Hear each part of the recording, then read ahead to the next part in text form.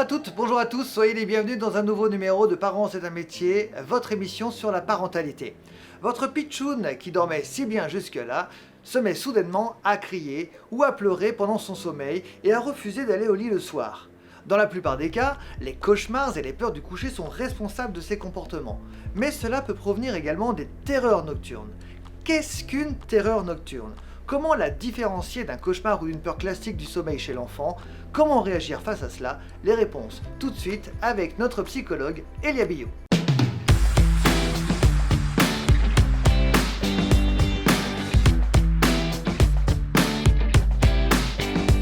Bonjour Elia. Bonjour Guillaume. Comment ça va ? Bien et toi ? Ça va bien, je te remercie. Alors effectivement, la première question que l'on pourrait se poser, qu'est-ce qu'une terreur nocturne ? Alors c'est une très bonne question. Alors la terreur nocturne, elle est vraiment caractérisée plus intensément qu'une peur nocturne. Dans le sens où dans la terreur nocturne, on va avoir un côté un peu plus symptomologique. Dans le sens où il peut y avoir des sudations dans la nuit. On peut aussi être dans un sommeil un peu qui va être assez fluctuant, dans un sommeil semi-réveillé, dans le sens où il va y avoir des cris, il peut y avoir aussi des pleurs. L'enfant peut se mettre à vous parler, mais tout en étant dans l'inconscient, d'accord, en train de dormir. Toutes ces symptomologies en fait sont caractérisées souvent, ça sous-tend en fait un stress, une angoisse présente chez l'enfant. Quelle est la différence entre donc, les terreurs nocturnes et un cauchemar lié à un sommeil plus ou moins agité, comme on dit. Alors, le cauchemar, en fait, on en fait tout à chacun. Je veux dire, on n'est pas forcément dans l'enfance. Les adultes aussi vont faire des cauchemars parfois aussi récurrents.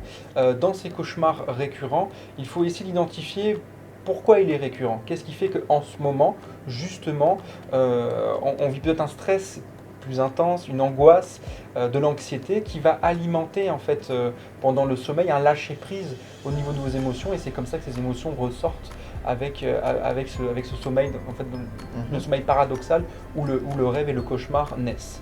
Donc avec l'enfant, il faut essayer de l'accompagner, dans le sens où on va le questionner, on va lui poser diverses questions autour de comment il a ressenti ce rêve, qu'est-ce qui se passe à ce moment-là, comment se passent ses journées, est-ce qu'il y a un lien de causalité entre les journées et le rêve, et du coup son angoisse, son stress du quotidien. Comment réagir face à cela ? Est-ce qu'on doit réveiller un enfant qui est en pleine terreur nocturne pour le rassurer, ou au contraire ne rien faire ? Alors, il y a plusieurs écoles. On est un peu dans cette école aussi autour du somnambulisme. Bon, on ne sait pas si on doit réveiller la personne, ne pas la réveiller. Les enfants peuvent être somnambules d'ailleurs. Dans tous les cas, ce qu'il vaut mieux faire, c'est accompagner la personne, je pense sincèrement. Donc, qu'il soit somnambule ou dans une terreur nocturne, la meilleure façon de l'accompagner, par exemple dans une terreur nocturne, ça va être l'enveloppage. En fait, on va l'envelopper, donc on va le sécuriser, on va lui montrer que justement, il n'est pas seul, il n'est pas en train de vivre toutes ses émotions, parce que dans ces émotions qu'il est en train de vivre, il peut avoir la sensation d'une perte de contrôle, d'être dépossédé de son propre corps, et notamment de ce qu'il ressent. Donc il faut l'accompagner et le rassurer. D'accord ? Donc on peut par exemple, pour un enfant, on peut le border, ou on peut aussi, donc la technique de l'enveloppage, c'est prendre la couverture, la couette ou simplement le drap qui est sur lui, et bien l'envelopper, bien le serrer en fait les liens pour qu'il puisse se sentir en sécurité.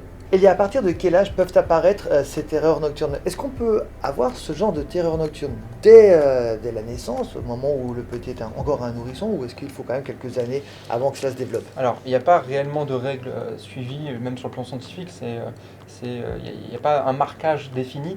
Maintenant, les premières peurs de l'enfant arrivent vers l'âge de 3 ans et demi, 4 ans, les grosses peurs. D'accord. Et souvent, quelles sont-elles d'ailleurs ?